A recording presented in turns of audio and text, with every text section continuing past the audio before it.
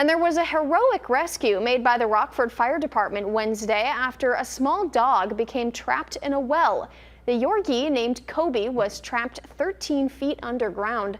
First responders brought in special technical rescue equipment, while the Public Works Department brought in excavation gear to help clear a path to the dog. A backhoe was used to clear dirt away, then the brick surrounding the well was chiseled away to get to Kobe. Winnebago County Animal Control was also on the scene. Rockford fire officials say the dog chased a small animal down a pipe, and thanks to the combined efforts of everyone, Kobe was rescued safe and sound with no injuries and was later reunited with his humans. The rescue took about 3.5 hours.